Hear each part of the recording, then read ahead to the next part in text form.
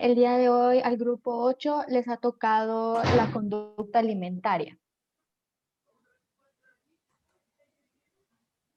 Y los integrantes de nuestro grupo son Catherine Hernández, María José Sigüenza, Manuel Quevedo, María José Espinola y mi persona Catherine Ayala.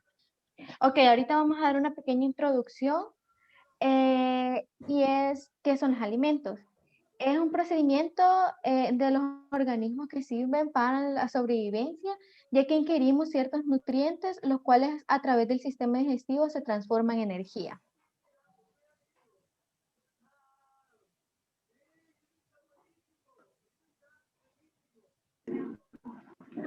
Muy buenas tardes, yo les hablaré sobre los alimentos buenos y malos. ¿Qué es un alimento saludable?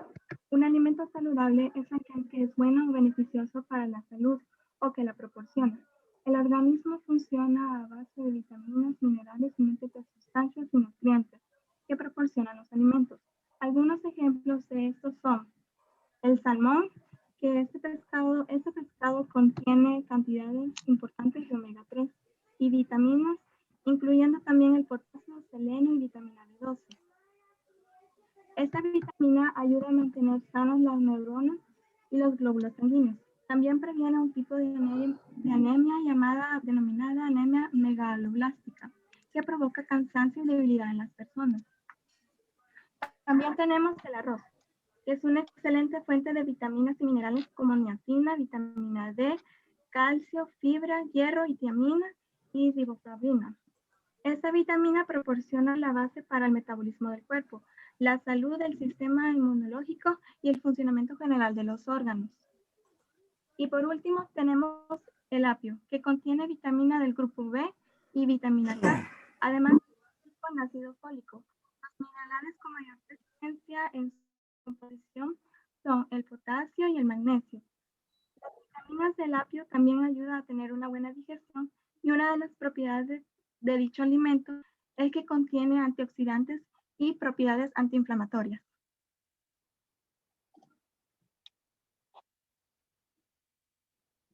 Ahora pasamos, ¿qué es un alimento malo?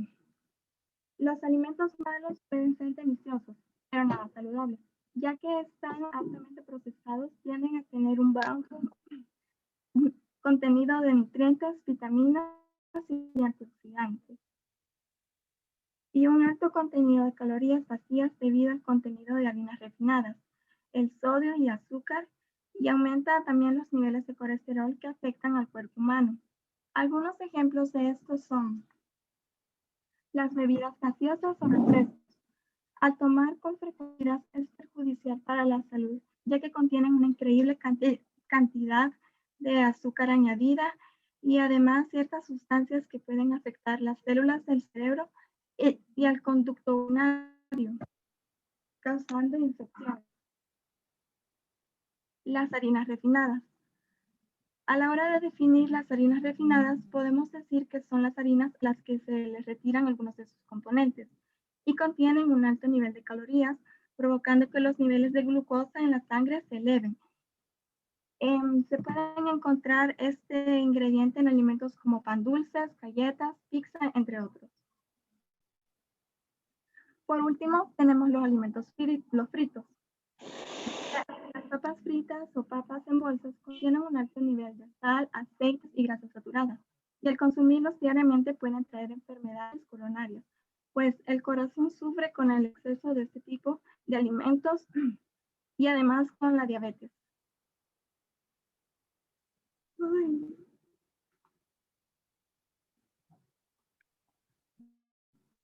Ok, les hablaré un poco acerca de la malnutrición. Una de cada 5 muertes en todo el mundo está causada por una mala alimentación. Las dietas pobres ya son responsables de más fallecimientos a escala global que el tabaco factor de riesgo. Por malnutrición se entiende las carencias, los excesos o desequilibrios de la ingesta de energía y los nutrientes de una persona. El término malnutrición abarca dos grupos de nutrición que corresponde al retraso de crecimiento. De igual manera, la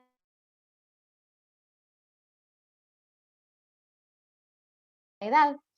Luego tenemos el otro gran grupo que es el sobrepeso, la obesidad y las enfermedades no transmisibles como las cardiopatías, accidentes cerebrovasculares, diabetes y cáncer.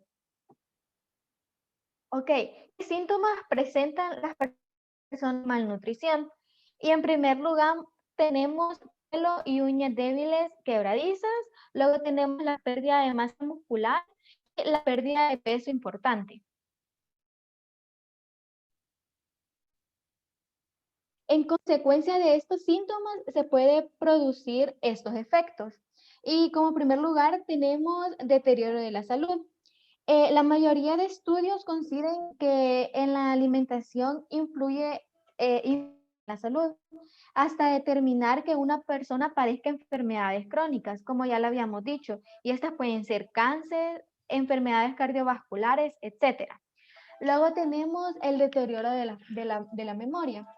Y esta fue la conclusión que sacó un estudio realizado por una universidad en China al ver que después de someter unos ratones de laboratorio a una dieta rica en grasas y en azúcares, estos ratones sufrieron pérdida de memoria al sexto día de iniciar el experimento. Después de realizar las pruebas, detectaron que los ratones habían sufrido una inflamación del hipocampo, una de las primeras regiones afectadas por el Alzheimer. Tenemos el insomnio. Y existen ciertos alimentos que pueden producir que nosotros no podamos considerar el sueño, como lo son los productos altamente procesados o bebidas ricas en azúcares añadidos. Existen algunos alimentos que podemos consumir para que nosotras podamos conciliar el sueño. Y estos tienen que ser ricos en melatonina, que esta es la hormona del sueño. Y también tiene que ser, tiene que tener melatonina, que esta es la hormona propulsora. Y estos alimentos pueden ser como las cerezas, los cereales sin azúcar, plátanos y las nueces. Luego tenemos los problemas digestivos. Y al no tener una dieta saludable, hace que el organismo no asimile correctamente los nutrientes. Esto sucede cuando consumimos regularmente productos que tienen grasas saturadas.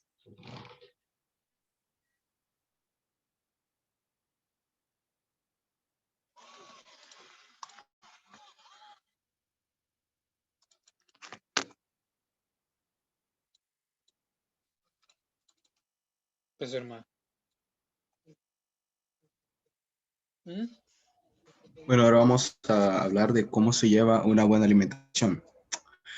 Esto implica consumir una variedad de alimentos que nos aporten los nutrientes que son necesarios para que el cuerpo pueda tener un buen estado de salud.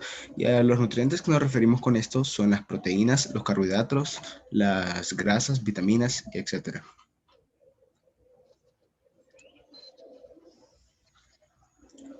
Ahora vamos a hablar acerca de los factores que afectan nuestra alimentación. Tenemos los factores biológicos y en esto encontramos factores como el hambre que sentimos, ya que obviamente si tenemos más hambre vamos a comer más que cuando tenemos poca hambre, o el sentido del gusto, ya que cuando un alimento nos gusta vamos a comer más de que cuando un alimento no nos gusta. También tenemos factores como si padecemos de alguna enfermedad como la diabetes, que si padecemos de diabetes no vamos a poder consumir alimentos que tengan altas cantidades de azúcar. También tenemos los factores económicos, los cuales que están incluidos aspectos como el costo de los alimentos, los ingresos que tiene un individuo y su presupuesto para adquirir los alimentos y la disponibilidad que hay de ciertos alimentos en el mercado. También tenemos los factores físicos. En estos estamos viendo acerca de la educación, eso que se refiere a la educación alimentaria, que si alguien no tiene una buena educación alimentaria, no va a tener como un horario establecido de comida, va a desayunar a las 11, a almorzar a las 3 de la tarde, cenar a las 10 de la noche, y eso, quiere o no, afecta nuestra salud, y también eso tenemos las capacidades, nos referimos si puede cocinar o no puede cocinar, y el tiempo disponible que tenga para ingerir alimentos o cocinarlos. También tenemos los factores sociales, que en esto encontramos aspectos como la cultura, ya que en ciertas culturas, como la India, no se pueden consumir cosas como las carnes rojas, específicamente la carne de res, ya que en esa cultura la vaca es sagrada, entonces no pueden comer eso. O también tenemos aspectos como las personas que nos rodean, la familia, compañeros de estudio, de trabajo, ya que siempre comemos casi lo mismo que ellos comen. Nuestra familia ya tiene un menú para casi toda la semana, con los compañeros de estudio de trabajo. Si ellos van a algún lugar a comer, nosotros vamos con ellos y eso afecta a nuestra alimentación. Y también los patrones de alimentación que llevamos, qué cosas nos gustan, qué cosas no nos gustan, qué comemos normalmente en nuestro día a día. También tenemos los factores psicológicos en los que está nuestro estado de ánimo, ya que hay personas que cuando están felices comen más o menos, o cuando están tristes. De hecho,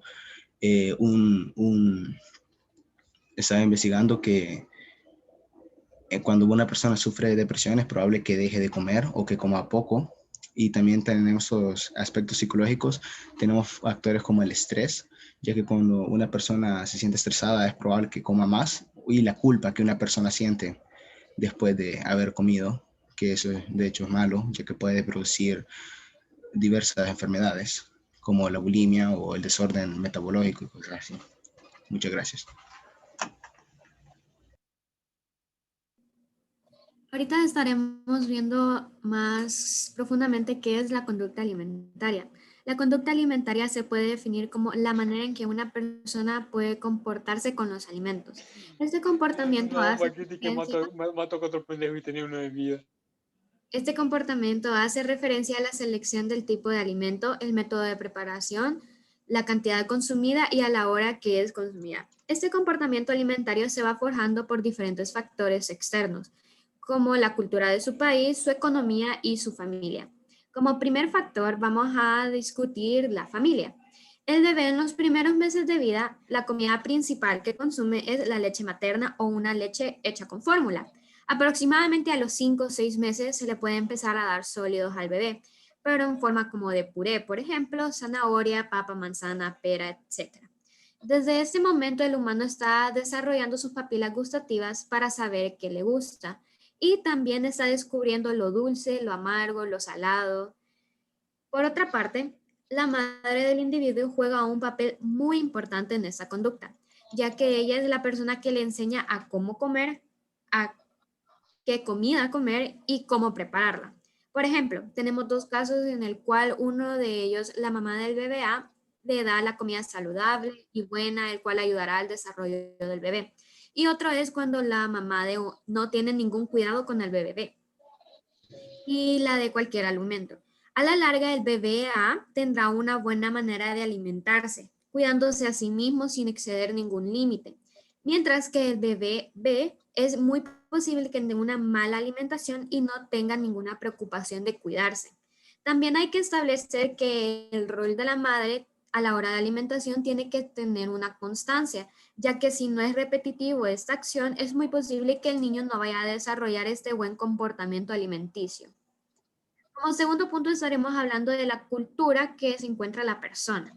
Como sabemos, cada país tiene sus diferentes alimentos típicos. Por ejemplo, los salvadoreños tenemos la pupusa, los nuegalos, los elotes locos, atol de elote y muchas cosas ricas.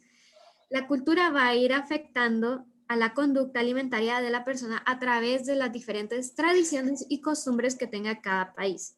El primer factor que se mencionó anteriormente se combina con este para desarrollar dicho comportamiento. La madre, al enseñarle al hijo las diferentes costumbres y tradiciones, él aprende los distintos sabores exóticos que se encuentran en su país. Cada país también tiene una manera específica de comer los 3 tiempos del día.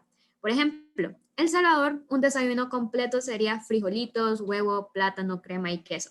En cambio, en Estados Unidos lo normal sería comer un omelette, unos waffles, pancakes, tostadas y una combinación con mucho dulce. El ciudadano a lo largo de su vida en el país aprende y almacena de su memoria la manera en que se come, si es con tenedor o con la mano, la manera en que se prepara la comida, si es con mucho aceite o con poco aceite, y los momentos específicos que se comen determinados alimentos. Por ejemplo, nosotros tenemos la costumbre de hacer nuegados en la Semana Santa, o incluso las pupusas nunca solemos comerlas en los almuerzos. Es necesario aclarar que en un país también se puede dar el caso que en diferentes zonas se come de diferente manera. Por ejemplo, en San Miguel a la pupusa se le agrega salsa negra y aquí en San Salvador es normal comerla con salsa de tomate y curtido. Como tercer factor, tenemos la economía de la persona. Primeramente, si una persona nace en una familia donde puede haber una economía no tan buena, la persona desarrolla la conducta de no comer o no comprar alimentos caros. También una persona que nace en esta clase económica aprende a comprar solamente lo necesario para vivir. No compra más, sino que en algunos casos extremos puede darse la situación de comprar incluso menos de lo necesario. Una persona con una economía baja no tendrá muchas oportunidades de saber qué alimentos comer. Por ejemplo, los mariscos tienen un precio elevado. O cómo preparar la comida, por ejemplo, no van a poder ponerle las diferentes especies que nosotros le podemos agregar. Dentro de esta clase se puede dar el caso de ver a un niño con sobrepeso que es saludable, pero es totalmente lo contrario. Por otra parte, si una persona nace en una familia con una economía buena y estable, tiene la oportunidad de poder desarrollar una conducta alimentaria para favorecer a una figura corporal o para desfavorecerla. Estos dos casos se dan por medio de las oportunidades que tiene el niño de poder elegir la comida. Un niño que quiera comer cosas saludables para cuidar su cuerpo seleccionará comida sana, pero un niño solo quiera comer y comer para saciarse sin cuidarse, comerá cosas chatarras, las cuales llevan muchas grasas, comerán dulces con mucho azúcar, provocando a lo largo un aumento de peso e incluso una obesidad. Ahorita estará pasando mi compañera para el siguiente tema.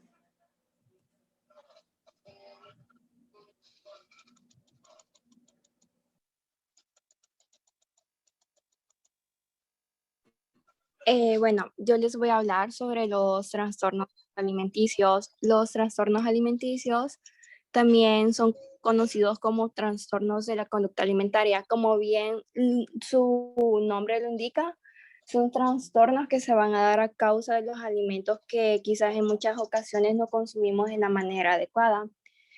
Esos trastornos en realidad son enfermedades que pueden afectar de una manera muy grave a cualquier persona, ya sea tanto físicamente y mentalmente, y en los peor de los casos, pueden llegar a ser mortales, ya que hay varios casos de personas que han fallecido gracias a los trastornos. Estas enfermedades pueden afectar a cualquier persona independientemente la edad que tenga, ya sea un niño, sea un joven o sea un adulto, aunque se ve reflejada una mayor tasa de casos en los jóvenes, pero igualmente puede afectar a cualquier persona. Y dentro de los trastornos alimenticios que se pueden dar, tenemos lo que son la anorexia nerviosa, también la bulimia nerviosa, los trastornos alimentarios compulsivos y trastornos de rumiación. En los trastornos de la anorexia nerviosa podemos decir que son trastornos que se van a caracterizar por aquellas personas que mayormente tienen como que, por así decirlo, una obsesión por su peso, ya que hay personas que se creen que se consideran que tienen un peso demasiado alto, pero en realidad esas personas tienen el peso adecuado o en algunas ocasiones están teniendo una desnutrición, pero ellas se creen y se mentalizan de que no, que ellas tienen sobrepeso.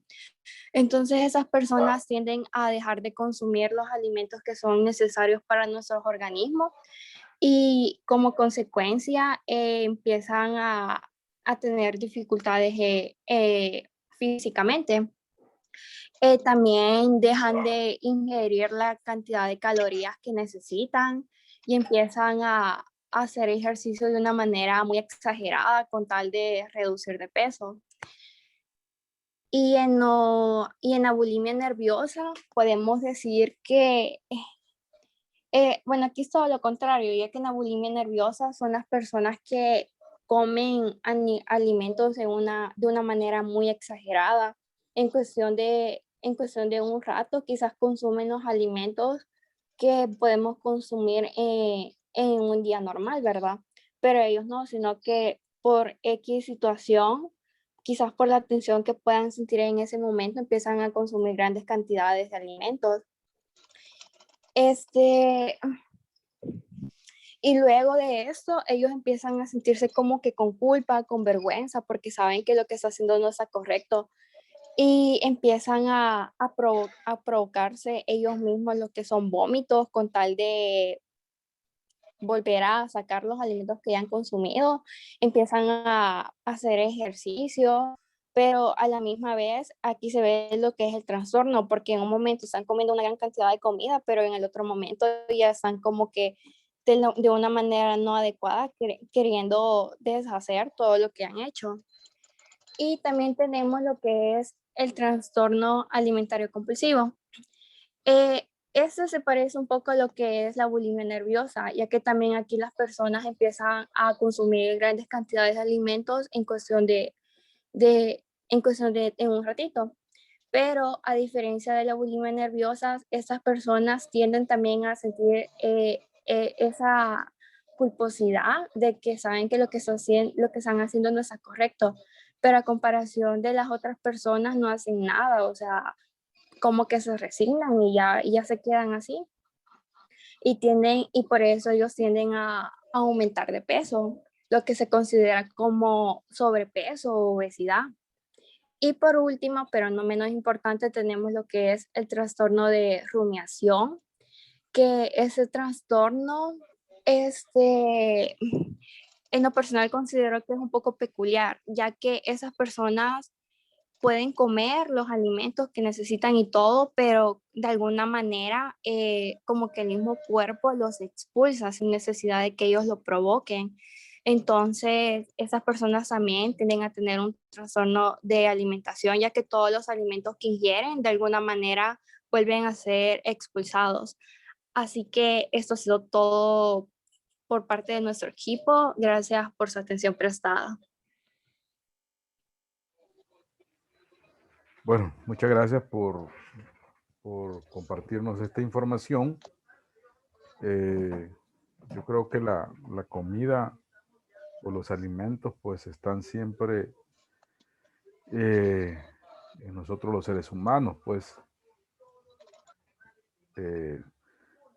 sin alimentos pues no nos podríamos desarrollar de una manera adecuada.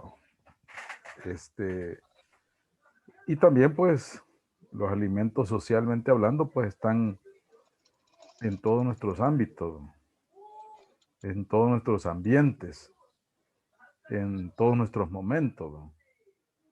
Por ejemplo, la alegría de una graduación, de un nuevo puesto laboral, de un trabajo, de un negocio, la pérdida de un ser querido, en las fiestas, como lo mencionaba la compañera, en las épocas que vivimos en nuestros, o las temporadas que se viven, pues en cada país, especialmente en nosotros.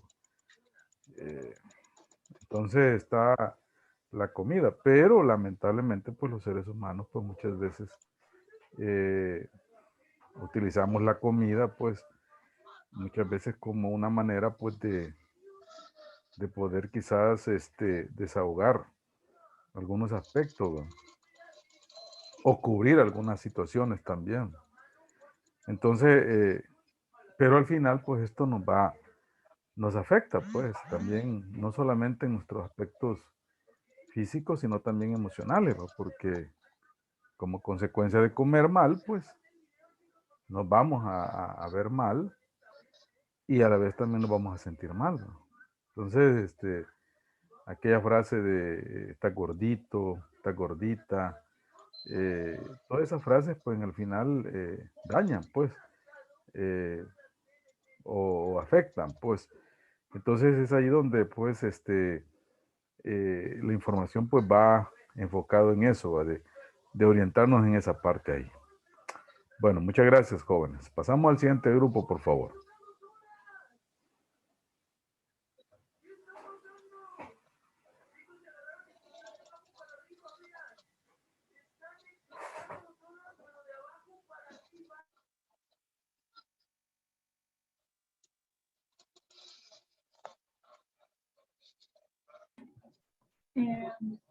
No sé si ya puedo compartir pantalla. Puede compartir ya, puede compartir ya. Gracias.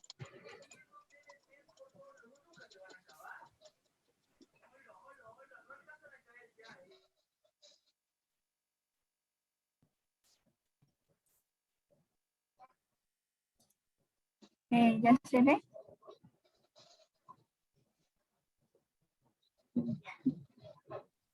Sí. Ok, gracias.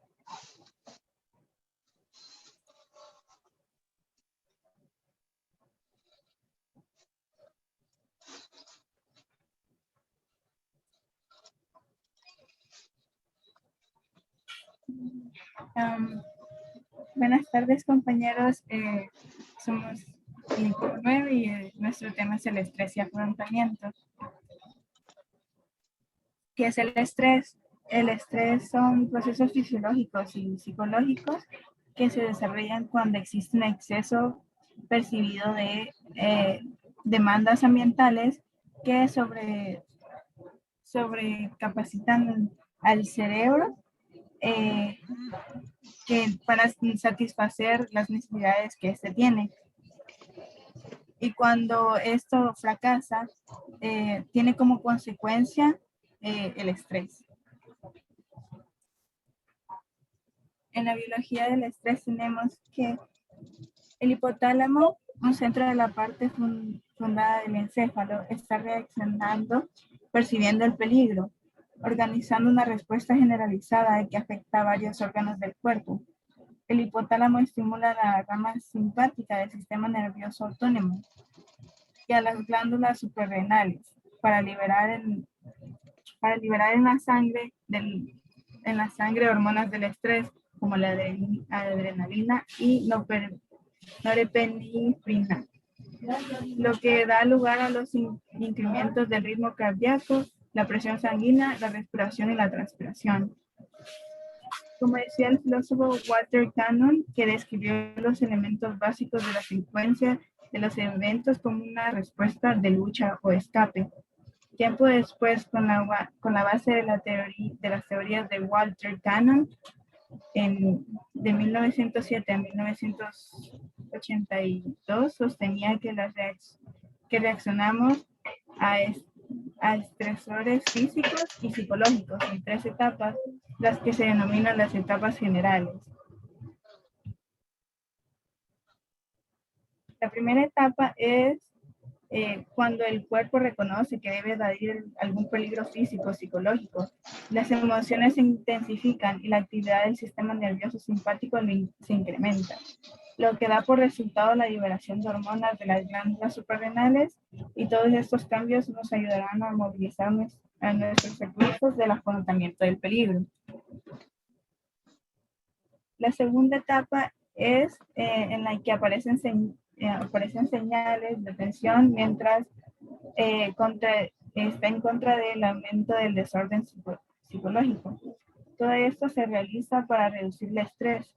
Si esto logra, regresamos a un estado normal, pero si el estrés se prolonga, entramos en una fase de desesperación que puede hacer que recurramos a técnicas inapropiadas de afrontamiento.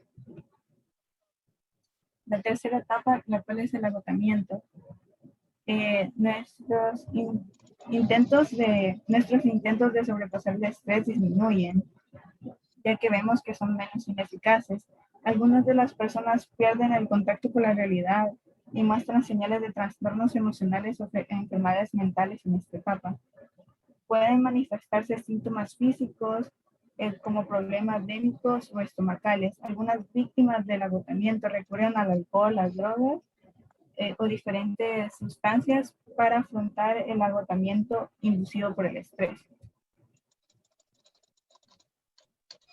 Las fuentes del estrés son acontecimientos o circunstancias que generan, obviamente, estrés, valga la redundancia, ansiedad en un tiempo prolongado.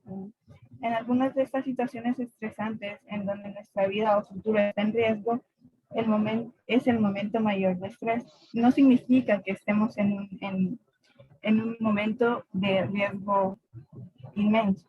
El estrés no solo ocurre cuando nos encontramos en situaciones de vida o muerte, sino también puede presentarse en momentos que deberían ser placenteros. Esto debido a que necesitamos realizar modificadores para nuestra satisfacción.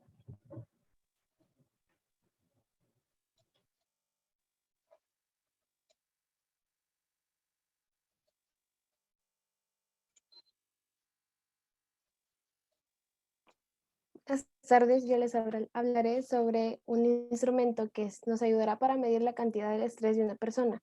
A esto se le denomina como la escala de evaluación de reajuste social. Esta fue diseñada por Holmes y Rae. Siguiente, por favor.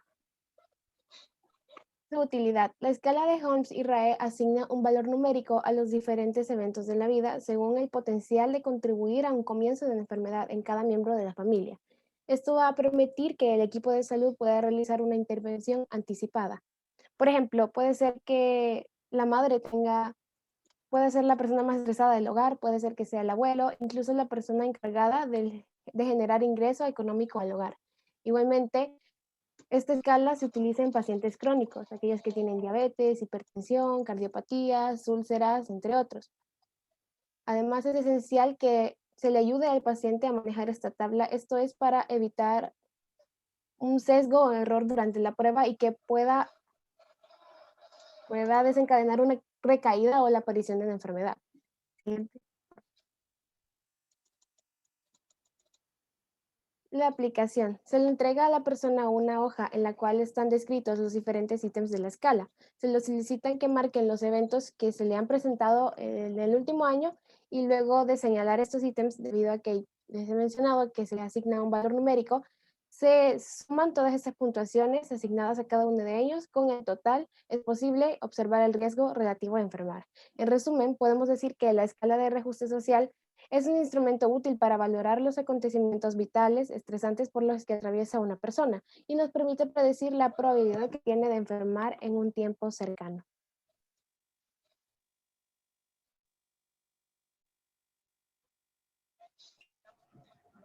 Buenas tardes, licenciados y compañeros. Yo hablaré sobre lo que es el estrés extremo. El estrés extremo tiene una gran variedad de fuentes que van del desempleo al combate en tiempos de guerra, desde un desastre natural violento o una violación.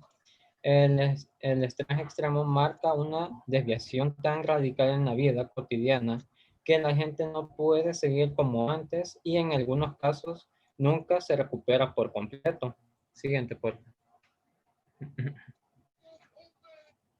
Hablando con lo que es el trastorno de estrés postraumático, los eventos sumamente estresantes provocando un trastorno psicológico conocido como trastorno de estrés postraumático son comunes las pesadillas aterradoras en las que las víctimas se vuelven a experimentar el hecho aterrador tal como sucedió, y también puede verse en otros factores como mencionado anteriormente, puede darse por otros casos como alguna violación, que la gente queda traumada por lo sucedido que pasó. Siguiente, por favor.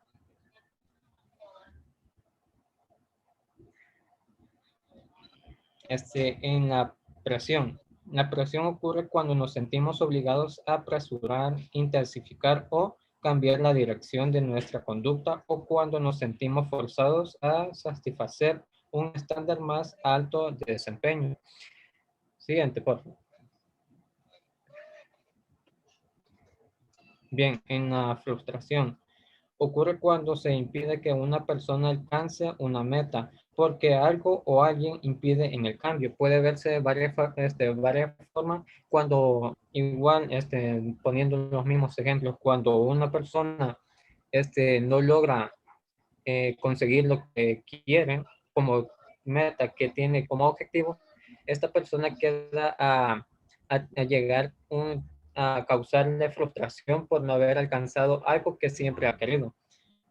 También como Charles Morris logró identificar como 5 fuentes de frustración que son comunes en la vida, como las demoras, faltas de recursos, pérdidas, el fracaso y la discriminación. Siguiente, por favor. Bien, el conflicto. De todos los problemas que se presentan en la vida, son los que son los que son más comunes, como el filósofo mostró que hay tres tipos de conflicto, que son, siguiente, por favor, que son conflictos de aproximación,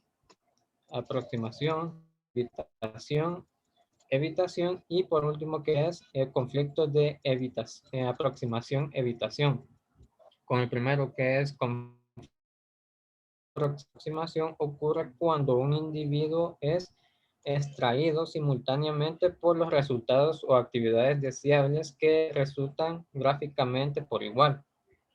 Con los conflictos evitación aparecen cuando se sienten la repulsión por dos o más resultados o actividades inestables. En este caso, el individuo sabe que tendrá que elegir entre una de las dos alternativas, aun cuando éstas parezcan desagradables. Y por último, que es el conflicto aproximación-evitación. Surgen cuando una sola opción tiene a la vez elementos positivos y negativos. En la resolución de este tipo de conflictos se busca a voces de apoyo externo, como ejemplo, una droga para aliviar lo que es la ansiedad. Siguiente, por favor. Por último, tenemos lo que es el estrés y diferencias individuales. Esto nos ayudará a explicar por qué una persona suele afrontar las situaciones con más facilidad. Por ejemplo, la diferencia que hay de una persona que tiene un pánico escénico y otra persona que denomina el estrés mientras habla en público. Shelley Taylor nos dice que las personas evalúan los cambios si hay mucho o poco en juego. También si las personas creen que tienen la capacidad de expresar la experiencia y recursos para afrontar esta situación. Por otro lado, dependiendo del evento y de las personas, esta evaluará la dificultad del evento y podría minimizar o maximizar el estrés. Dentro de este proceso podríamos identificar a una persona optimista o pesimista. Gracias. Buenas tardes, yo les seguiré hablando sobre el estrés y diferencias individuales. De la misma manera, al optimismo y al optimismo con el locus de control. Entonces, una persona con locus de control interno es más optimista. En cambio, una persona con el locus de control externo tiende a ser más negativo. El locus de control es una variable de personalidad relativamente estable que representa la atribución que una persona lleva a cabo sobre si el esfuerzo que realiza es o no contingente a su conducta. Un ejemplo de locus de control interno es que una persona dice lo logré porque me lo propuse. Y una persona con locus de control externo dice la suerte no está de mi lado. Siguiente, por favor. Estrés y autoimpuesto. Existen dos tipos de presiones distintas. Presión, la que nos imponen los demás, y la que nos imponemos nosotros mismos. Ambos tipos tienen en común cuestiones como la exigencia y el manejo de expectativas. Cuando hablamos del estrés autoimpuesto, lo podremos relacionar con metas y objetivos. Por lo tanto, de esta forma se genera una expectativa y por ende una exigencia que a nivel emocional se termina convirtiendo en estrés. Albert Ellis determinaba que aquellas personas con una presión autoimpuesta tienen creencias irracionales y negativas, que evidentemente aumenta la presión de manera innecesaria. Por ejemplo, aquellas personas que buscan aprobación de los demás. Siguiente, por favor. El afrontamiento del estrés. Como todo conflicto requiere de un afrontamiento, es decir, que se haga algo al respecto para poder solucionar el problema.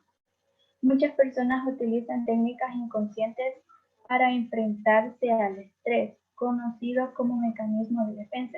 entre ellos la negación y el aislamiento emocional. Pero estos mecanismos inconscientes no enfrentan al sujeto a su realidad, solamente ocultan el problema y en cualquier momento aparece.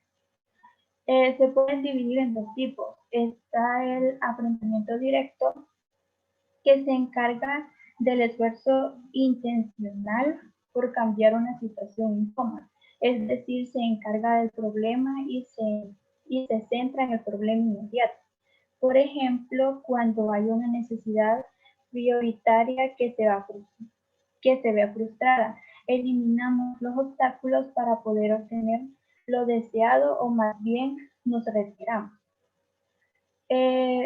Para este afrontamiento existen 3 acciones que podemos realizar. Confrontación, negociación y retirada. Gracias.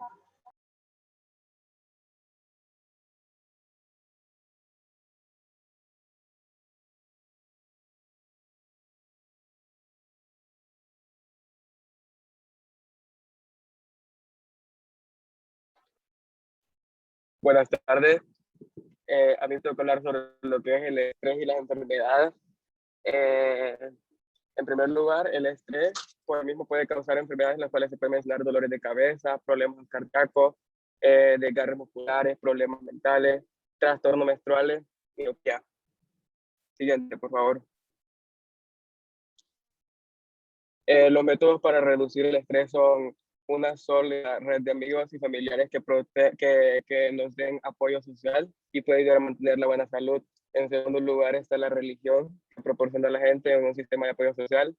En tercer lugar está lo que es la forma en que se valoran los eventos y ambientes que pueden minimizar o maximizar el estrés. Y por último, una buena dieta en alimentos nutritivos, que es importante porque proporciona la energía necesaria para mantener un estilo de vida vigoroso. Siguiente, por favor. Gracias.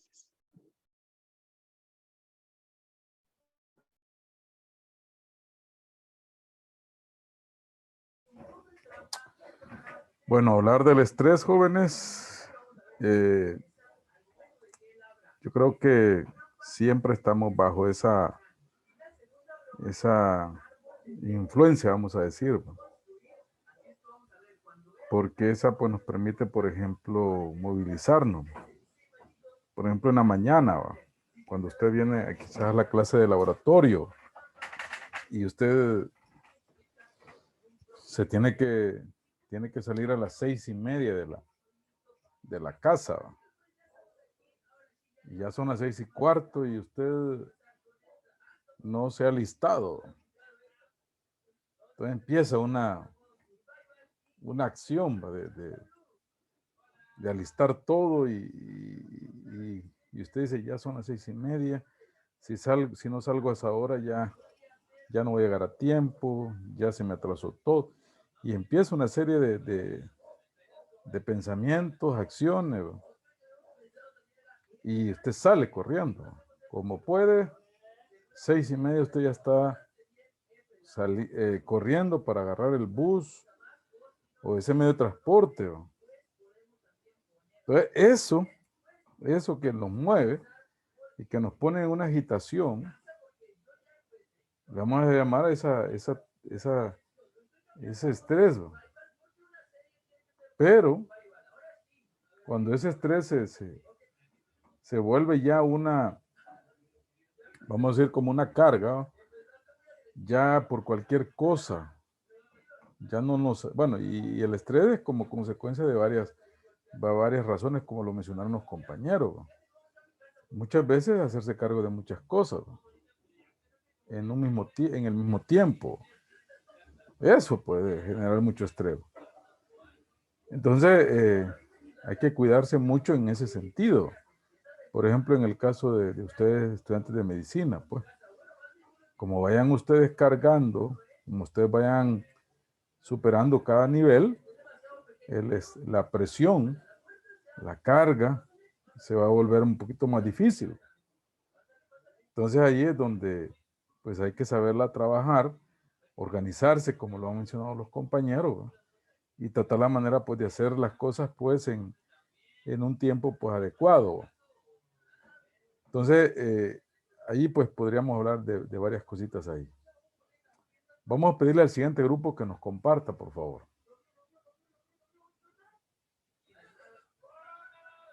Hola, Lick, buenas tardes. Ahorita vamos a compartir pantalla.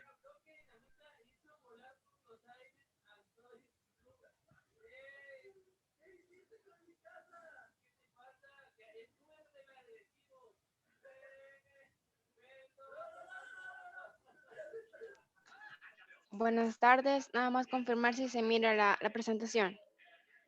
Sí, se ve. Sí, se mira. Ok. Tengan todos muy buenas tardes, licenciado y compañeros. Nosotros somos el grupo número 11 y vamos a hablar sobre la violencia y la agresión. Ok, integrantes de este grupo son Alison Salguero, mi persona, Alexia Márquez, Katia Rodríguez, Pamela Parker, Dania Sánchez, Francisco Novoa y el representante Adrián Palma.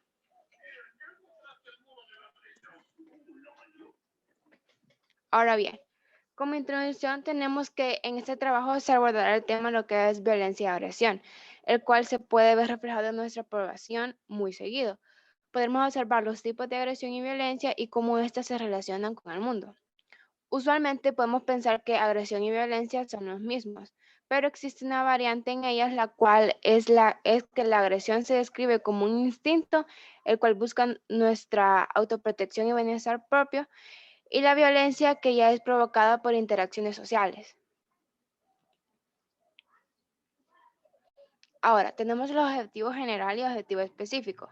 El objetivo general, el cual es analizar los términos de la violencia y la agresión y cómo ésta se desarrolla con el entorno en el que nos desenvolvemos y los diferentes tipos de violencia y agresión que existen. Y en los específicos tenemos que sintetizar qué es la agresión y los tipos que existen y cómo se desarrollan en el entorno, así como la forma en que afecta directa e indirectamente a la persona. El siguiente es analizar el fenómeno de la violencia, las múltiples manifestaciones que ésta tiene y cómo es la clasificación de la violencia. Ahora bien, yo les voy a hablar sobre qué es la agresión. Pero antes de esto, cabe mencionar que los términos de violencia y agresión pueden llegar a ser confundidos con facilidad entre ellos. Sin embargo, estos se tratan de conceptos muy diferentes. No obstante, y sin dejar de ser conceptos distintos, existe un punto en que la agresividad y la violencia llegan a volverse un mismo problema, pero lo que lo diferencia es que se hace en distintas partes. Ahora, ¿qué es la agresión? La agresión es el conjunto de comportamientos naturales tanto en humanos como animales, que consiste en tendencia de actuar de manera furiosa, feroz, el cual forma una conducta dirigida a dañar o injuriar a otros seres, a otras personas. Ahora bien, los factores generados de la agresividad en su mayoría son inconscientes, suelen ser como un instinto que está presente en nosotros y siempre es con el fin de autoprotegernos en bienestar propio y de los nuestros. Ahora bien, los tipos de agresión suelen ser bastante similares a los tipos de violencia. Ahora, tenemos acá tipos de agresión. Se dividen en 4, según su naturaleza, según su objetivo, en función de la víctima, según el contexto en que se produce. Según su naturaleza, tenemos la agresión directa, agresión física, agresión sexual, agresión verbal psicológica, agresión directa, agresión cibernética, agresión relacional, simbólica y patrimonial. Según su objetivo está agresión hostil, agresión instrumental y agresión inducida. Según en función de la víctima es agresión autoinfligida, agresión interpersonal, agresión colectiva. Y según el contexto en que se produce, existe agresión intrafamiliar y pareja, agresión laboral y agresión escolar. Por cuestiones de tiempo no se indagará en cada una de ellas exactamente, pero como les mencionaba, son bastante similares a los tipos de violencia. Entonces, más adelante se irán especificando mejor. Ahora bien, la agresividad puede tener varios niveles de intensidad. Puede ir desde gesticulaciones o movimientos corporales a entonaciones hasta llegar a un contacto físico.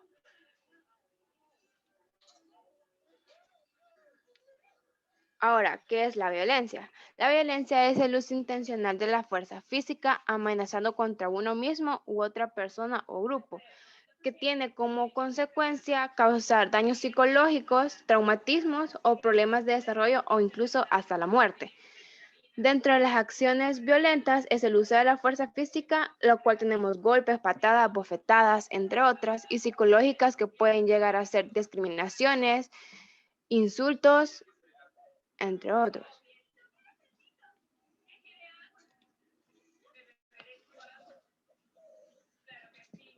Ahora, antes de hablar de los tipos de violencia, la violencia es una forma ejercida del poder. O sea, esto se relaciona con la opresión y la explotación, las cuales se crean en un espacio social. Como repetí al inicio, la violencia se da mayoritariamente por parte de interacciones sociales humanas. También la violencia es considerada como un asunto de salud psicosocial que ha alcanzado unos niveles muy preocupantes y de gran impacto porque atraviesa fronteras raciales, de edades, religiones, edades educativas y socioeconómicas. Ahora sí, los tipos de violencia. Por lo que pueden observar, existe una alta lista de tipos de violencia, las cuales son violencia física, psicológica, sexual, económica, de género, autoinfligida, interpersonal, doméstica, colectiva, negligencia, religiosa, cultural, ciberbullying, machismo y hembrismo. Cabe mencionar también que no hay ningún pretexto ni excusa para poder tener una conducta violenta. Ahora bien, yo les voy a hablar sobre la violencia física. La violencia física es toda aquella que se refiere a un castigo donde utilice fuerza física con el fin de causar dolor o malestar por muy leve que sea.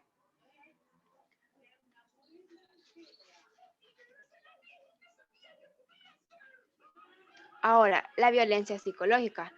Este causa un daño en la esfera emocional, en la cual se vulnera la integridad física y emocional a través de actos o emisiones repetitivas por discriminación, por insultos o chantajes.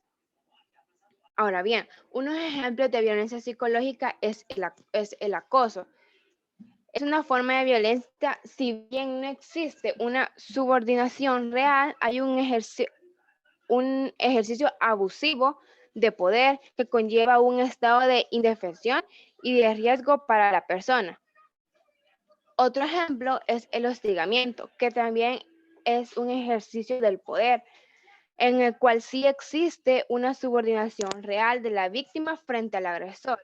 En los ámbitos, esto que todo se da en ámbitos laborales y escolares, y se puede expresar en conductas verbales, físicas, relacionadas con sexualidad o no.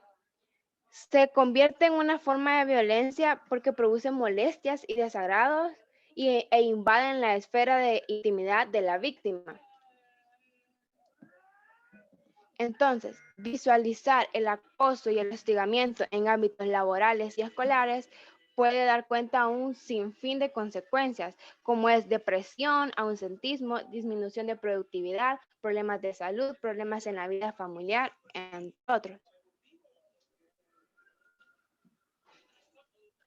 Ahora, tenemos la violencia sexual, en la cual se incluye todo acto, relaciones sexuales, físicas o verbales no deseadas ni aceptadas por otra persona.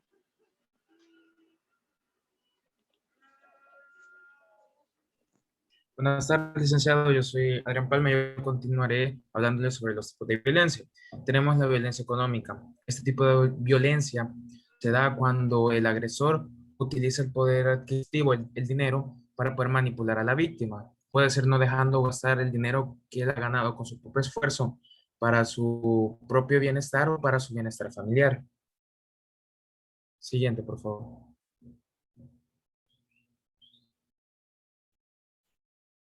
Violencia de género. La violencia de género es cuando se agrede a una persona por el hecho de su preferencia sexual o su orientación sexual. Y este tipo de violencia lo vemos muy seguido y casi siempre es contra la mujer y contra las personas homosexuales.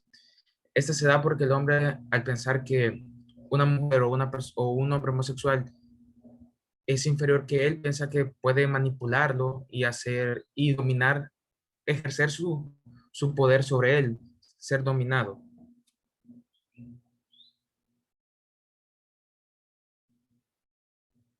Violencia autoinfligida. Este tipo de violencia es cuando una persona se lastima a sí mismo. Esto puede ser por preocupaciones, por que ha caído en una depresión.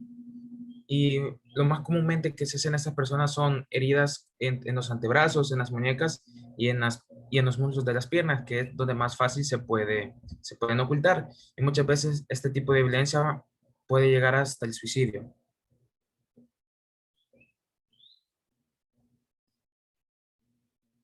Bueno, la violencia interpersonal es cuando se agrede a una persona por el hecho, por no tener ninguna razón, solo es por querer agredirlo, por el gusto de poder agredir a una persona. Y en esto se encuentra que es el bullying, la violencia doméstica y algunos casos de robos con tipo de violencia. Por favor, la siguiente. Gracias. Bueno, la violencia doméstica es cuando una persona quiere ejercer poder sobre la otra persona y eso se da más que todo en las relaciones sentimentales, cuando se le prohíbe a la mujer como al hombre salir con ciertas personas, obligarlos a usar cierto tipo de ropa o no poder utilizar cierto tipo de ropa, quitarles su libertad de expresión y llegar a golpearlos y muchas veces hasta matarlos.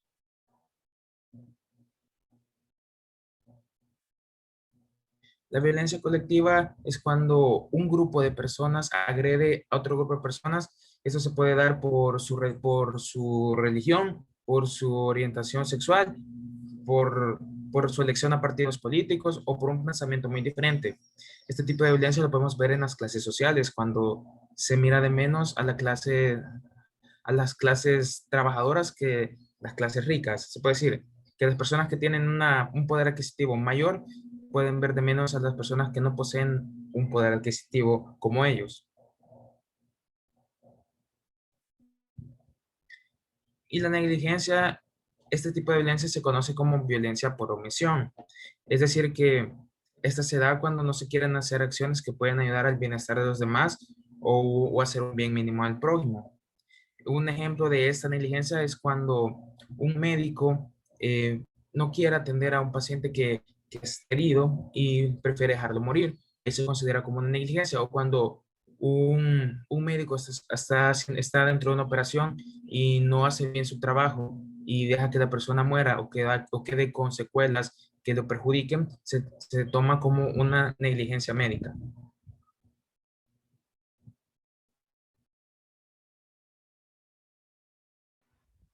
La violencia religiosa. Esto se puede ver mucho ahora en día, ya que la violencia religiosa es aquella cuando se les obliga a las personas a comportarse de cierta manera y a seguir ciertos mandatos o creencias que tiene la religión donde las personas se congregan. Un ejemplo sería cierta religión exige a las mujeres que se vistan con falda y que se pongan una mantelina en la cabeza, o existe otra religión que también prohíbe celebrar los cumpleaños o cosas así, y, y tienen ciertas creencias que obligan a las personas a seguirlas. Eso se conoce también como un poco de manipulación.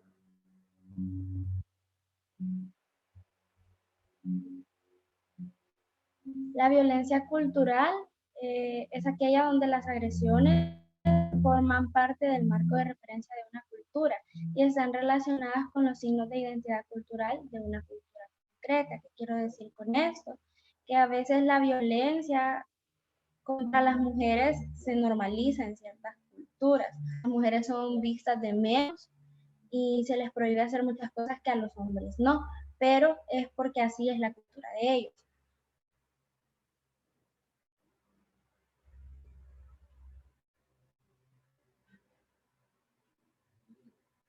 El ciberbullying es cuando se utiliza y se filtra información o fotos de una persona para burlarse y acosarla de cierta manera. Suele suceder mucho en las instituciones de educación primaria, secundaria y educación media, que a veces los compañeros toman fotos de otro compañero y lo molestan, le ponen frases para burlarse, lo acosan, hasta el punto de que esa persona puede llegar a deprimirse o a suicidarse por el nivel de violencia que todo el grupo de compañeros está ejerciendo hacia él a través del ciberbullying.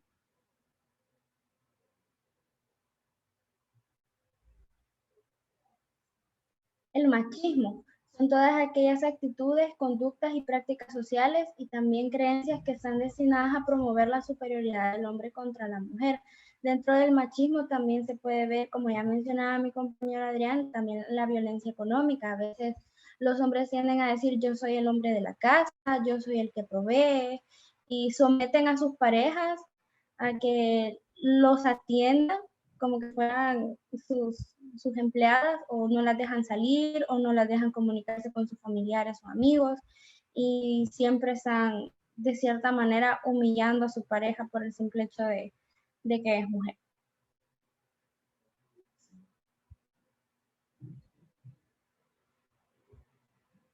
Al igual que el machismo, existe el embrismo, que es todo lo contrario. Es una postura que incurre en la discriminación sexual hacia el hombre, lo cual puede derivar varias formas de violencia o maltrato contra las personas del género masculino. Sucede lo mismo que con el machismo, que la mujer tiende a manipular, dominar y maltratar a su pareja sentimental, creyendo que es superior por el simple hecho de ser mujer, y pasa lo mismo de la violencia económica, la manipulación, las humillaciones, el hecho de cortar comunicación con su familia o con sus amigos, lo domina prácticamente.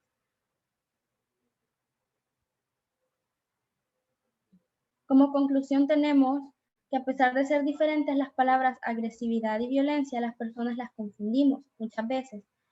Pero de lo poco que hemos visto en esa exposición, tenemos que la agresividad está presente tanto como en animales y personas, ya que es más un instinto, ya sea de autoprotección o seguridad cuando nosotros nos encontramos en un peligro, o bien para defender a los nuestros. Mientras que la violencia sí puede ser algo nacido de la agresividad, pero va más allá, ya que es algo más social, algo con más motivo de dañar a una persona.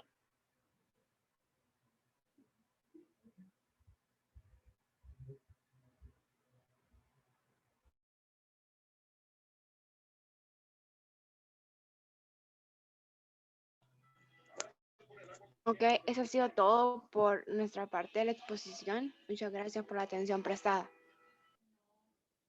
Bueno, muchas gracias, jóvenes, por compartirnos ese tema que está hoy muy en, ¿cómo se llama? Que lo miramos en nuestra sociedad.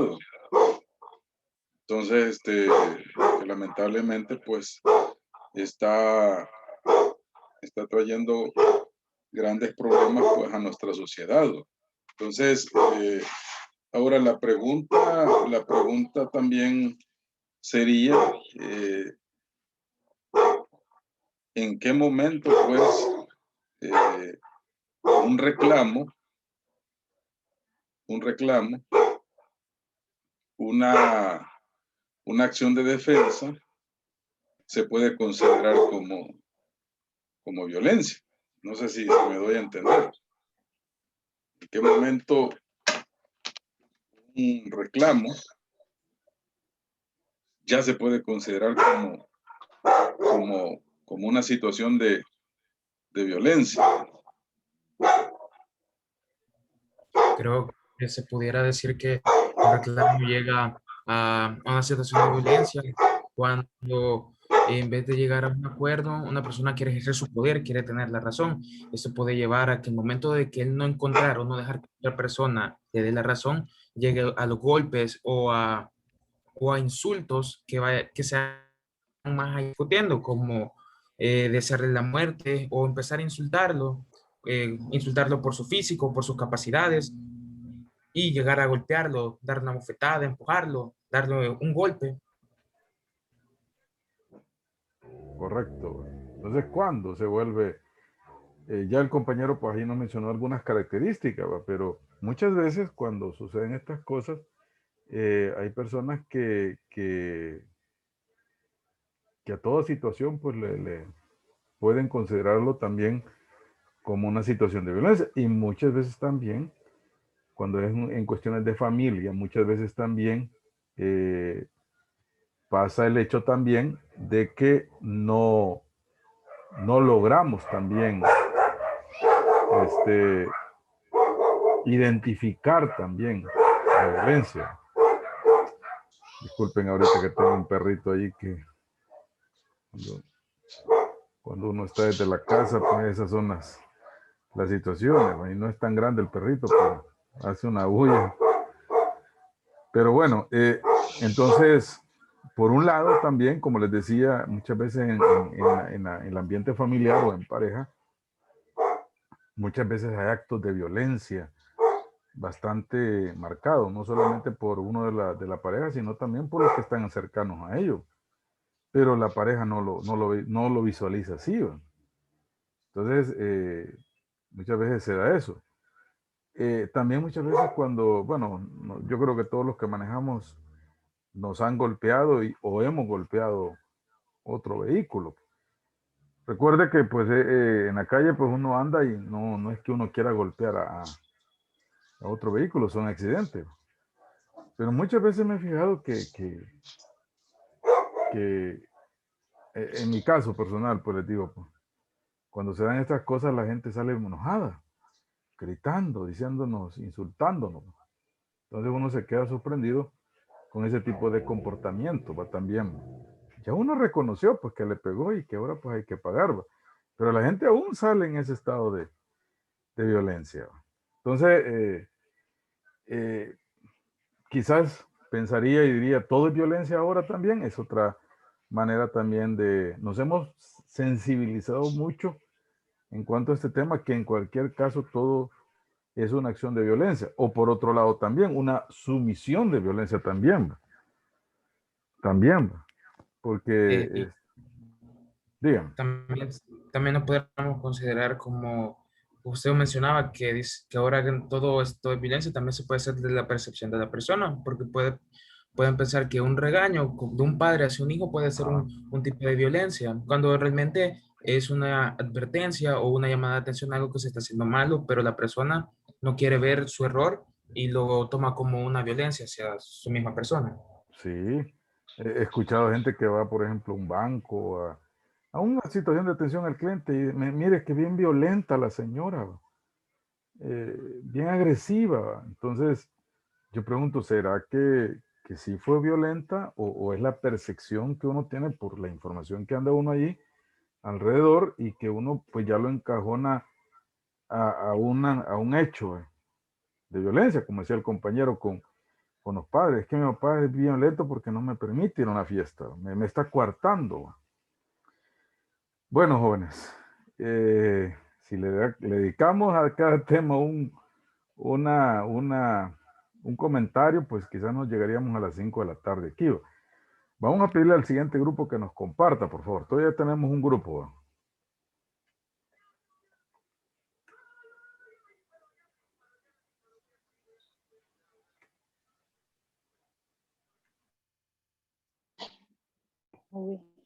Ok, tengan todos buenas tardes. Licenciados compañeros, en esta hora es un placer para nosotros poder presentar el tema de inteligencia emocional. Y nuestro equipo está compuesto por Anderson Represa, Chia Liu, Miguel Alvarado y mi persona Amanda Berenice.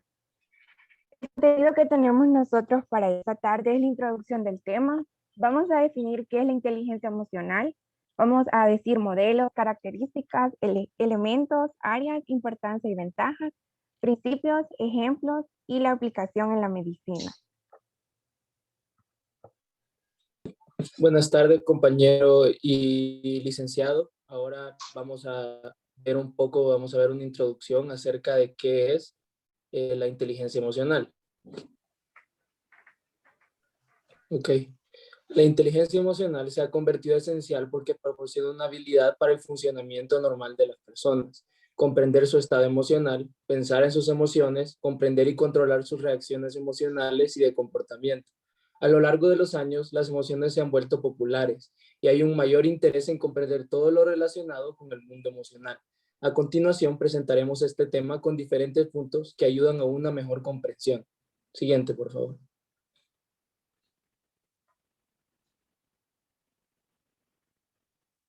Ahora vamos a ver qué es la inteligencia emocional.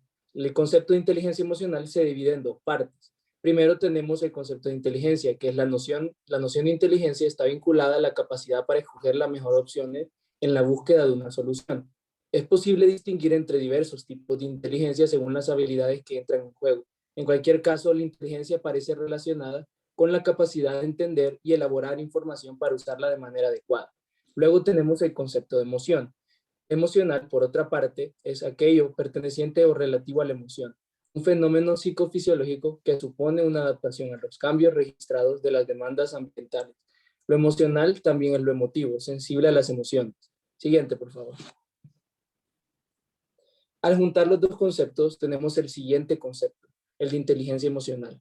¿Qué es la inteligencia emocional? La inteligencia emocional se define como un conjunto de habilidades que una persona adquiere por nacimiento o aprende durante su vida, donde destaca la empatía, la motivación de uno mismo, el autocontrol, el entusiasmo y el manejo de las emociones. Este puede ser en situaciones de dificultad, en situaciones adversas y en situaciones donde toque, como dicen, poner el mal tiempo buena cara. Este tipo de inteligencia no consiste en alterar la capacidad de generación de emociones con respecto a diferentes estímulos del entorno, sino se relaciona más con la reacción que tiene una persona frente a ellas, que muchas veces son más impactantes que las emociones en sí que desencadenan esta acción. Siguiente, por favor. Este tipo de inteligencia tiene origen en el siguiente punto anatómico, que es el tronco encefálico. La inteligencia emocional tiene una base física en el tronco encefálico, encargado de regular las funciones vitales básicas, y también es el punto de origen de los 12 pares craneales.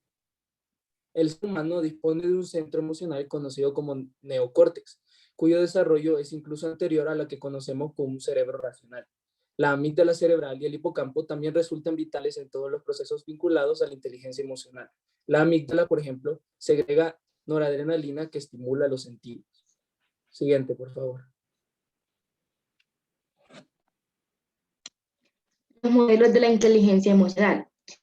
En el modelo de Bar-On se distinguen los siguientes factores, como las habilidades interpersonales, la adaptabilidad, el manejo del estrés y el estado anímico general.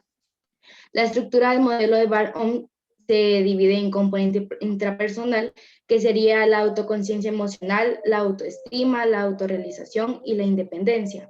En el componente interpersonal son las relaciones interpersonales, la empatía y la responsabilidad social. En el componente de adaptabilidad, son la solución de problemas y la flexibilidad. En el gestión de estrés son la tolerancia al estrés y el control de impulsividad. Y en el estado de ánimo general es la felicidad y el optimismo.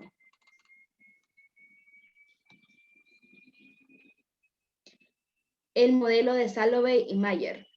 El modelo ha sido reformulado en sucesivas ocasiones desde que en 1990 Salovey y Mayer introdujeron la empatía como componente. Las habilidades incluidas en el modelo son las siguientes. La percepción emocional es la habilidad para identificar las emociones en sí mismo y en los demás a través de la expresión facial y de otros elementos como la voz o la expresividad corporal. La facilitación emocional del pensamiento es la capacidad para relacionar las emociones con otras sensaciones como el sabor y olor, o usar la emoción como facilitar el razonamiento. La comprensión emocional es la habilidad para resolver los problemas e identificar qué emociones son semejantes. La dirección emocional es la comprensión de las implicaciones que tienen los actos sociales en las emociones y la regulación de las emociones en uno mismo y en los demás. Y por último, la regulación reflexiva de las emociones para promover el crecimiento personal, la habilidad para estar abierto a los sentimientos, ya sean positivos o negativos. El modelo de Cooper y Sawaf se le ha denominado como el modelo de los 4 pilares por su composición. Dicho modelo se ha desarrollado principalmente en el ámbito organizacional de la empresa. A continuación, se han desarrollado 4 aspectos fundamentales del modelo. La alfabetización emocional está constituida por la honradez emocional, la energía, el conocimiento, el feedback, la intuición, la responsabilidad y la conexión. Estos componentes permiten la eficacia y el aplomo personal. La agilidad emocional es el componente referido a la credibilidad, la flexibilidad y la autenticidad personal, que incluye habilidades para escuchar, asumir conflictos y obtener buenos resultados de situaciones difíciles. La profundidad emocional se denomina a la armonización de la vida diaria con el trabajo. Y por último, la alquimia emocional, que es la habilidad de innovación aprendiendo a fluir con problemas y presiones. El modelo de Bocardo, Sasia y Fontella. Estos autores establecen las siguientes áreas dentro del modelo en 1999. El autoconocimiento emocional, el control emocional, la automotivación, el reconocimiento de las emociones ajenas y la habilidad para las relaciones interpersonales.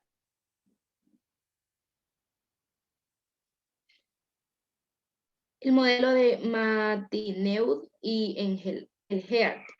Los autores centran su trabajo en el año 1996 en la evaluación de la inteligencia emocional, empleando unos cuestionarios referidos a diferentes ámbitos, integrando como componentes de la inteligencia emocional el conocimiento en sí mismo, la gestión del humor, la motivación de uno mismo de manera positiva, el control de impulso para demorar la gratificación y la apertura a los demás como aptitud para ponerse en el lugar de otros. Para seguir con la temática, vamos a hablar acerca de una característica de las personas que cuentan con una buena inteligencia emocional. Una de ellas es la identificación de debilidades o conflictos internos. Cuando alguien está tratando de elegir o hacer una decisión y eso le causa un conflicto o lo causa tratar de no estar muy triste o algo así. Alguien emocional va a saber manejar esas situaciones. La consolidación de capacidades y competencias emocionales e intelectuales. Tenemos esta persona, la persona que maneje una buena inteligencia emocional, va a ser capaz de conocer de lo que es capaz y siempre va a estar seguro de ello. Tu control sobre emociones y solventar de modo adecuado los problemas. Este ejemplo se puede ver cuando, por ejemplo, alguien nos está provocando para hacer una pelea o alguien está tratando de decirnos nuestras debilidades y nos está llamando para pelear físicamente o verbalmente. Y alguien con una inteligencia emocional va a saber resolver ese problema o ese conflicto sin necesidad de violencia. Cumplimiento de metas personales, familiares y sociales pospuestas. Esta característica se refiere a que una persona con buena inteligencia emocional va a tener siempre las metas que quiere conseguir, las va a tener claras y en el momento que pasen adversidades o pasen cosas malas, los van a saber remar hacia el frente y van a saber resolverlas y sacarlas adelante. Siguiente, por favor.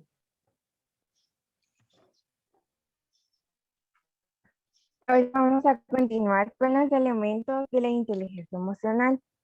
Mi compañera Chia explicó algunos de los modelos, pero el más utilizado durante todo este tiempo ha sido el modelo de Goleman. Según este modelo existen unos componentes o principios que definen cómo actúa la inteligencia emocional en nuestras vidas. Y dentro de ellas se puede dividir en 5 partes. Como primero tenemos la autorregulación, que también es conocida como el autocontrol emocional. Implica la capacidad de controlar los impulsos y las emociones de una forma asertiva. Y además, de una forma correcta para que nosotros podamos vivir de forma tranquila con las personas que nos rodean. Gracias al autocontrol nosotros podemos regular nuestras respuestas emocionales, reaccionando de una manera adecuada ante los acontecimientos que nos preparan. Si bien es cierto, no todo el tiempo vamos a estar felices y no todo el tiempo vamos a estar tristes, pero sí es necesario que nosotros aprendamos a manejar, a autorregularnos nosotros mismos, como bien lo dice la palabra, para que podamos responder de una forma asertiva a las cosas que nos rodean en nuestro entorno. También tenemos la motivación. La motivación comprende la habilidad de dirigir nuestros estados emocionales hacia una meta u objetivo. Gracias a la motivación, también podemos decir que nosotros nos podemos recuperar de quizás de estados tristes, de ánimo. Podemos encontrar soluciones rápidamente y nos podemos encaminar hacia una meta. Es decir, que si en el momento que yo estoy feliz, tengo que plasmar para qué me va a servir esa felicidad, no solamente en ese momento, sino que también para después. Y si nos encontramos en un estado de ánimo positivo, lo podemos dirigir a algo que nosotros queramos alcanzar y ya eso se convierte en la motivación. Como tercer punto encontramos la habilidad social, que permite dar respuestas adecuadas con el fin de relacionarnos mejor con las personas que nos rodean.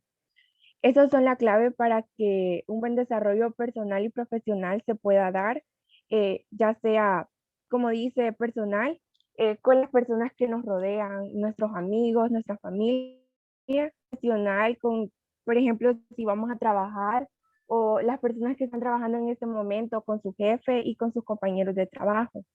Gracias a ellas podemos comunicarnos de una manera más asertiva, dando a conocer nuestras necesidades y asimismo nosotros podemos entender a las personas que nos rodean.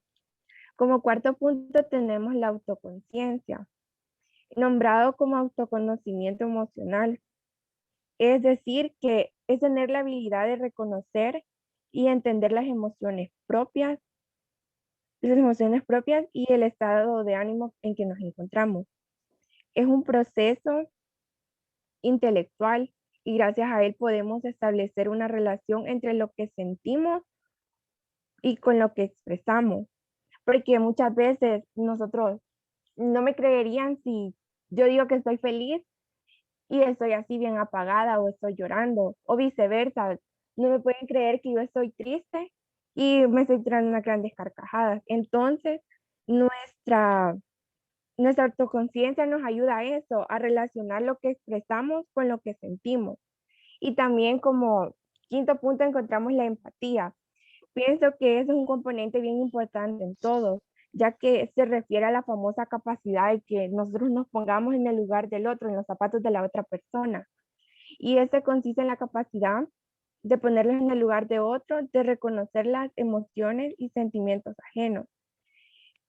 Gracias a esta habilidad somos capaces de entender e interiorizar las emociones de los demás a partir de la expresión emocional que estos nos muestran. Es decir, con nuestros amigos nos podría ayudar a darle un consejo o a compartir, en caso que sea alegría, compartir ese triunfo que él tiene.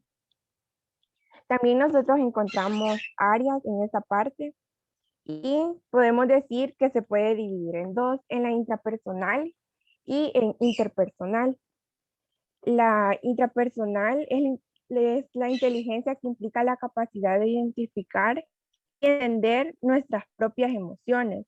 Es decir, que se tiene que ver más con nosotros, no con los demás, sino que una persona con esa inteligencia intrapersonal tendría alguna de las siguientes cualidades que les voy a mencionar: el autocontrol y la regulación, la estabilidad emocional, la autocomprensión, autoestima y voluntad. También encontramos el área interpersonal, que es la que nos habilita para relacionarnos e interactuar con otras personas. Esa inteligencia tiene un papel esencial en la capacidad de la empatía, ya que supone la capacidad de interpretar o de saber identificar las emociones de las personas que nos rodean, así como adaptar nuestra conducta a las señales que éstas presentan. Como les decía en el ejemplo anterior, que tenemos que saber identificar las emociones de, digamos, de un amigo. Porque si un amigo está triste, si de verdad somos amigos, yo no me voy a poner todo lo contrario a él, sino que voy a tratar de estar en silencio, abrazarlo o darle palabras de ánimo. Es decir, que con lo que les mencioné de los elementos y con las áreas podemos decir que la inteligencia emocional se puede dividir en intrapersonal y en interpersonal. Y en la intrapersonal podemos encontrar la autorregulación, la autoconciencia y la motivación. Y en la interpersonal, la empatía y la habilidad social.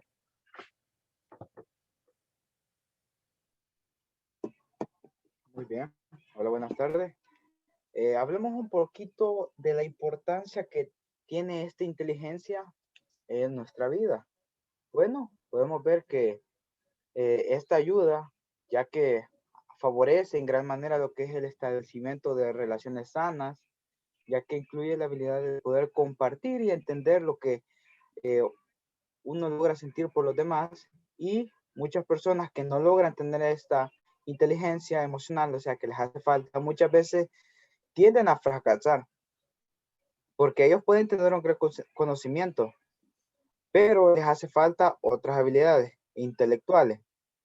Además, vamos a decir que esta inteligencia, las personas que lo tienen, un alto nivel de inteligencia emocional, tiene más probabilidades de alcanzar éxito, ya sea laboralmente, al igual que socialmente.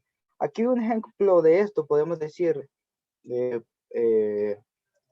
por ejemplo, los niños cuando están pequeños, o niños adolescentes que son bastante problemáticos en el salón de clases y que les gusta andar saltando, corriendo. Entonces muchas veces a ellos se les clasifica de un solo y les dicen que son malos para el estudio, o muchas veces son tontos, pero en realidad ellos pueden tener bastante inteligencia. Pero a veces lo que les está fallando no es su conocimiento, sino que lo que a ellos les faltan es poder controlar y manejar sus emociones e impulsos que ellos tienen. Entonces, todos esos pensamientos que tienen son los que hacen que el joven o el niño tengan un desequilibrio en sus emociones. Es por eso que la inteligencia emocional es muy importante, la cual debería ser un tema del que debería tratarse. Ahora, vamos a ver en la siguiente diapositiva que esta inteligencia tiene muchas ventajas. Si observamos, en la diapositiva tenemos la primera ventaja, que dice conocimiento de las propias emociones, o sea, conocimiento de las emociones de uno mismo. Esta habilidad ayuda para poder monitorear lo que es el reconocimiento ya sea de nuestros sentimientos, que como sabemos es de gran importancia para lo que es el autoconocimiento, y también en otras dimensiones de lo que es de la inteligencia emocional. También tenemos lo que es el manejo de las emociones, que es la habilidad para controlar aquellos impulsos, así como para poder controlar la duración de las emociones. Y también tenemos la tercera, que es el uso de las emociones para motivarse, que es la capacidad para poder ordenar las emociones al fin de alcanzar lo que son metas personales. Tenemos también en la número 4, que dice reconocimiento de las emociones de las otras personas, porque la inteligencia emocional no solo se trata de uno mismo, sino que también se trata de los demás, porque si vemos es la habilidad para poder interpretar las señales, y muchas veces no necesariamente tienen que ser así señales verbales que revelen a los demás la realidad que ellos están pasando. Así no sorprende nada. Tenemos la número 5, que es el manejo de las relaciones. Como yo ya pasé. Que es la habilidad para reconocer. Ajá, el viernes pasado me tocó. Bueno, como podemos decir en la número 5, que la relación de manejo es la habilidad para reconocer y manifestar con precisión lo que son nuestras propias emociones, así como ser sensibles a las emociones de los demás. Vemos también que esta inteligencia tiene se rige por unos principios. La siguiente diapositiva. Y son los que vamos a conocer en este momento. Tenemos lo que son los principios de la inteligencia emocional. Como ustedes pueden ver, tenemos lo que es la recepción, la retención, el análisis, emisión y control. ¿Qué puede ser la recepción? Pues, como podemos ver, dice que puede ser cualquier cosa que incorporemos por cualquiera de nuestros sentimientos. Los receptores las transportan en señales. La retención, esta corresponde a la memoria que incluye la retentiva y el reencuentro de la capacidad de acceder a esta información almacenada. Tenemos lo que es el análisis, que es la función que incluye el reconocimiento de pautas y el procesamiento de la información. Tenemos la emisión, cualquier forma de comunicación o acto creativo, incluso del pensamiento. Y tenemos lo que es del control, que es la función requerida de la totalidad de las funciones mentales y físicas. Algunos ejemplos son: muchas veces cuando una persona ha tenido un triunfo, los demás o hasta nosotros mismos nos ponemos a comparar y no, o sea, no nos sentimos orgullosos de esa persona, sino como anteriormente dije, nos ponemos a comparar o incluso hasta hacer competencia. El otro ejemplo sería que aceptemos los errores cometidos para ser capaces de perdonarnos a nosotros mismos y así poder aprender de lo que ocurrió y que no vuelva a pasar. Otro ejemplo es que no juzguemos el hecho de sentirnos bien o mal, más que por lo que son las emociones transitorias que pasarán con el tiempo. Muchas veces hay personas que les ha pasado algo malo, pero son de las personas que no demuestran sus sentimientos y que aparenta sentirse bien. Entonces uno empieza a criticar como que, ¿y por qué está esa persona así cuando le está pasando eso? También tenemos otro ejemplo que es de que muchas veces personas buscan estimulantes como el alcohol, la cafeína o algunas drogas para poder tener ciertas sensaciones. Y como por último ejemplo, tenemos que entender que cada persona es individual con sus experiencias y relaciones y los sentimientos personales pueden generalizarse para los demás hasta cierto punto. La aplicación en la medicina. La relación médico-paciente y aspectos relacionados con la calidad del cuidado. La satisfacción del paciente, el rendimiento, el nivel de implicación y la satisfacción personal de los médicos.